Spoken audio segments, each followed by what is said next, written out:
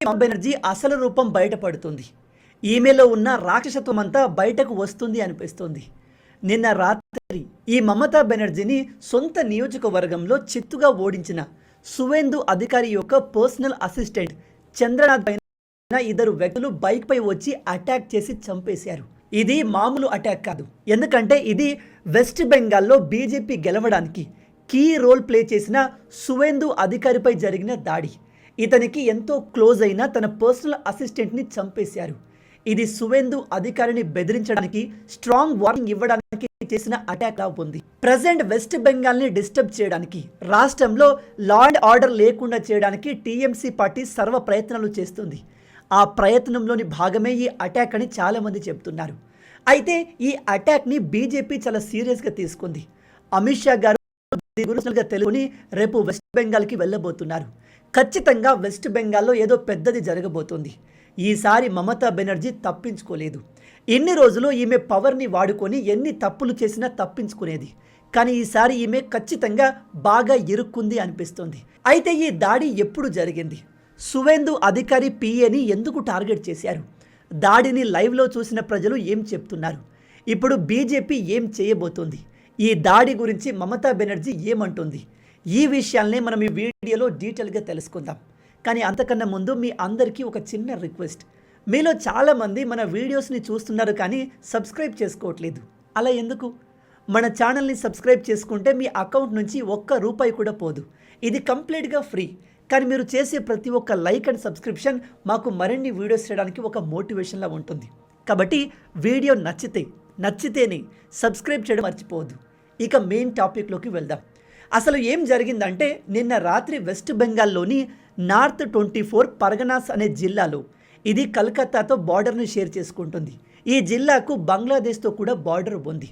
అలాగే కలకత్తా ఎయిర్పోర్ట్కి కేవలం 4 కిలోమీటర్ల దూరంలో బీజేపీ లీడర్ అయిన సువేందు అధికారి యొక్క చాలా క్లోజ్ పర్సనల్ అసిస్టెంట్ చంద్రకాంత్ రత్ని ఇద్దరు గుర్తు తెలియని వ్యక్తులు ఇతని కార్ని వెంబడించి కార్ ఆగిన వెంటనే గన్ తీసుకుని క్లోజ్ రేంజ్లో షూట్ చేసి చంపేశారు. ఈ దాడి జరిగినప్పుడు కార్లో 3 ఉన్నారు. దుండగులు కేవలం చంద్రకాంత్నే టార్గెట్ చేసి కాల్పులు జరిపారు. ఆ దాడిలో అతని గుండెకు గాయం జరిగింది. కాలేయంలో ఒక బుల్లెట్ దిగింది. దాంతో హాస్పిటల్కి తీసుకెళ్లే లోపే ప్రాణాలు కోల్పోయారు. మిగతా ఇద్దరు అంటే డ్రైవర్ అండ్ ఇంకో పర్సన్కి గాయాలయ్యాయి. ఇది చాలా క్లియర్గా టార్గెటెడ్ అటాక్. ఎందుకంటే ఈ ఇన్సిడెంట్ జరుగుతున్నప్పుడు చుట్టుపక్కల చూసిన వాళ్ళు, ఈ బైక్ పై వచ్చి షూట్ చేసిన వాళ్ళు ఏదో ర్యాండమ్గా చేయలేదు. వాళ్ళు చాలా ప్రొఫెషనల్గా ఉన్నారు. పర్ఫెక్ట్గా కేవలం చంద్రకాంత్నే టార్గెట్ చేసి దాడి చేశారు అని చెప్తున్నారు. ఇప్పుడు మీలో కొంతమంది అనుకోవచ్చు, వెస్ట్ బెంగాల్లో దాడులు కామన్గా జరుగుతూ ఉంటాయి, పైగా ఇతను ఒక పిఏ కాబట్టి ఇది అంత ఇంపార్టెంట్ అటాక్ కాకపోవచ్చు అని. కానీ రాంగ్. ఇది చాలా పెద్ద అండ్ ఇంపార్టెంట్ అటాక్. ఎందుకంటే ఈ చంద్రకాంత్ ఒక నార్మల్ పిఏ కాదు. ప్రజెంట్ ఇతని ఏజ్ 41 సంవత్సరాలు. ఇతను సువేందు అధికారి దగ్గర చేరే ముందు దాదాపు 20 సంవత్సరాలు మన ఇండియన్ ఎయిర్ ఫోర్స్లో పనిచేశారు. ప్రజెంట్ సువేందు అధికారి యొక్క ప్రతి యాక్టివిటీని ఇతనే ప్లాన్ చేస్తాడు, ఇతనే మానిటర్ చేస్తాడు. ఈ ఎలక్షన్లో మమతా బెనర్జీని ఓడించడంలో ఇతని పాత్ర కూడా చాలా ఎక్కువగా ఉంది. ఎందుకంటే సువేందు అధికారి ఇతని ఐడియాస్ని ఇంప్లిమెంట్ చేస్తాడు. మమతా బెనర్జీని ఎలా ఓడించాలి, మమతా బెనర్జీని సొంత నియోజకవర్గంలోనే ఎలా టార్గెట్ చేయాలి, ఇలా ప్రతిదీ చంద్రకాంతే ప్లాన్ చేసేవాడు. మొత్తం వెస్ట్ బెంగాల్ ఎలక్షన్లో మమతా బెనర్జీకి యాంటీగా నిలబడ్డ వ్యక్తి సువేందు అధికారి. ఈ సువేందు అధికారికి ఎంతో ముఖ్యమైన పర్సన్ ఈ చంద్రకాంత్ రత్. ఈ విషయం మమతా బెనర్జీకి టీఎంసీ గూండాలకు బాగా తెలుసు. ఈసారి ఎలక్షన్లో మమతా బెనర్జీని తన సొంత నియోజకవర్గంలోనే ఆ ఓని ఈమె తట్టుకోలేకపోయింది. మమతా బెనర్జీకి అగెన్స్ట్గా ఈ ఎలక్షన్లో జరిగిన ప్రతి క్యాంపెయిన్ని చేశాడు.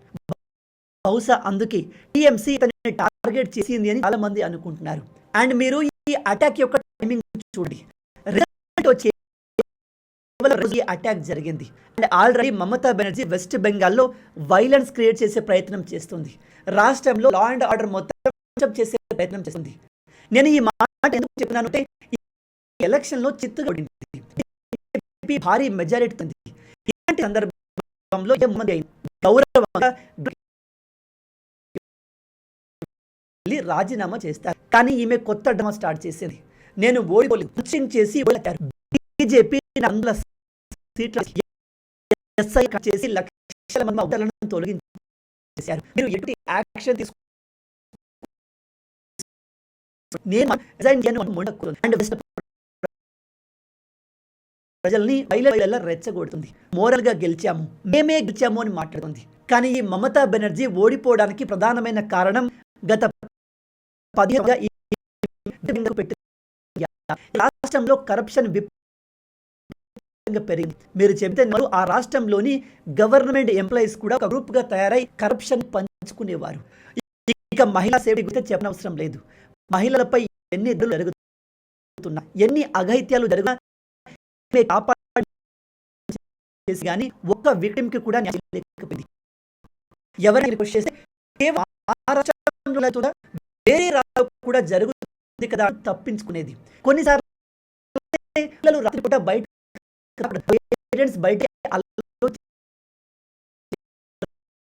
రాత్రి బయట ఇలాంటివి జరగకుండా ఉండగా మాట్లాడు. అది కూడా మాటలు ఇలాంటి జరుగుతుంది. ఎన్ఆర్సీ లాంటి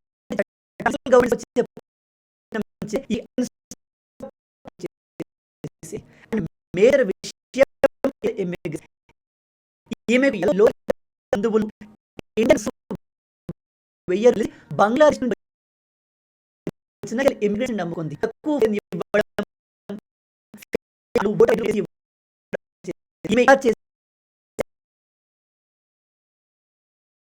గెలిచింది. సెంట్రల్ గవర్నమెంట్ వచ్చింది, ఓడిపోయి ఇప్పుడు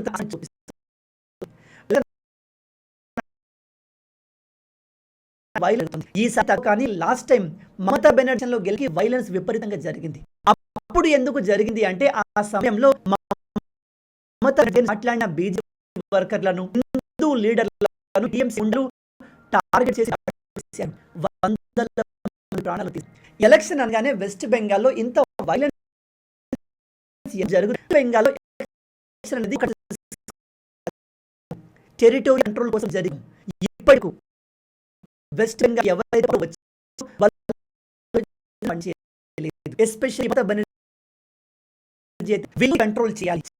స్టేట్ గవర్నమెంట్ ఉన్న ఆస్తుల్ని కంట్రోల్ చేయాలి. ఎంత దోచుకుంటారు అండ్ వీళ్ళు బెంగాల్ను కోసం చేసుకున్నారు. ప్రజల్ని కాపాడడానికి చేయడానికి కాకుండా వాళ్ళ యూజ్ చేసేవారు అండ్ లోకల్ ఎకానమీ లాగా చూసుకునేవారు. ఇప్పుడు మమతా బెనర్జీ మేనుడు అభిషేక్ బెనర్జీ ఓడిపోయిన తర్వాత ప్రజల్లో ఇతన్ని దొంగ దొంగ పిలుస్తారు. కావాలంటే ఈ వీడియో చూడండి.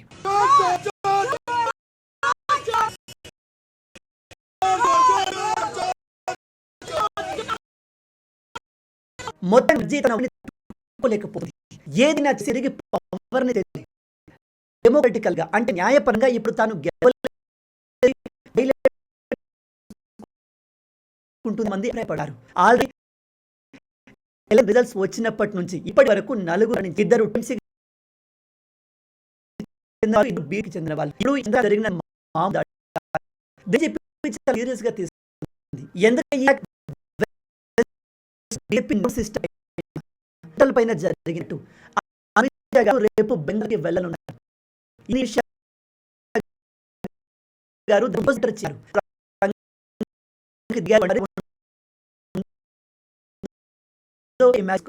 ఈ దాడి గురించి పోలీసులు ఏం చెప్తున్నారు అంటే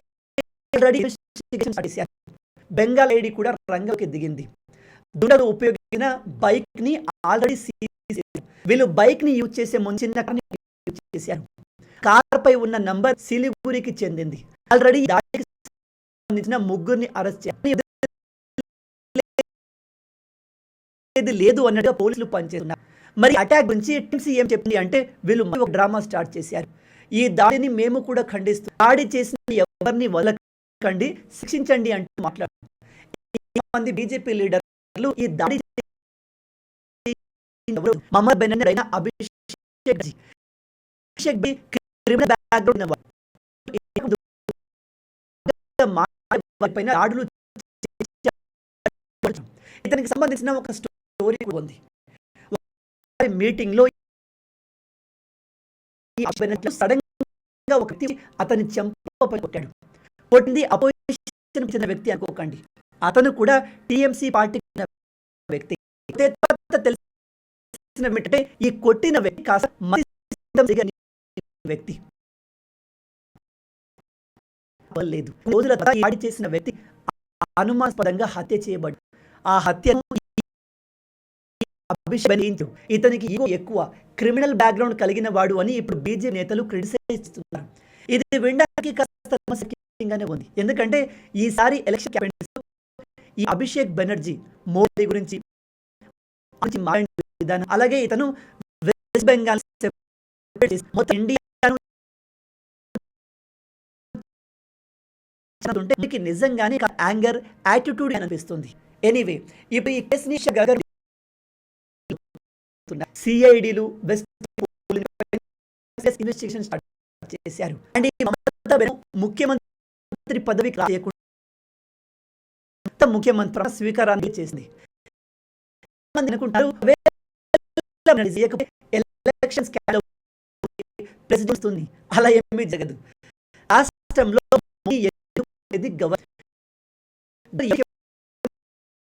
ఎవరి దగ్గర దగ్గర ఎలాగో మెజారిటీ లేదు కాబట్టి మమతా బెనర్జీ రాజీనామా చేసినా చేయకున్నా ఆమెను కొత్త ముఖ్యమంత్రి గవర్నర్ లేదు.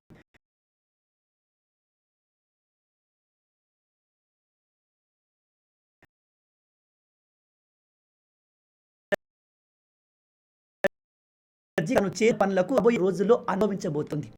యోగి ఆదిత్యనాథ్ గారు పవర్లో ఉత్తరప్రదేశ్ రాజ్యాంగం ఉండేది. ఇక్కడ ఆయన భూమి తీసుకువచ్చి అక్కడి రౌను ఒక్కో చేసి తీసుకుంటూ వచ్చారు. ఇప్పుడు వెస్ట్ బెంగాల్ కూడా అలాంటి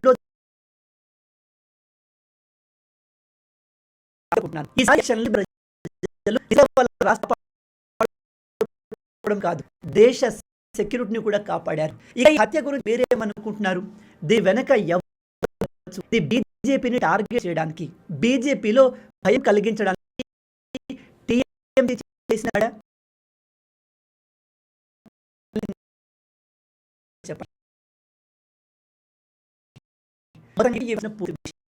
ఈ వీడియో మీకు నచ్చింది అనుకుంటున్నాను. మనకు యువతను ఎంత దేశభక్తులు, మన ఛానల్ని సబ్స్క్రైబ్ చేసుకుని ఆ మిషన్లో మీరు భాగం అవ్వండి.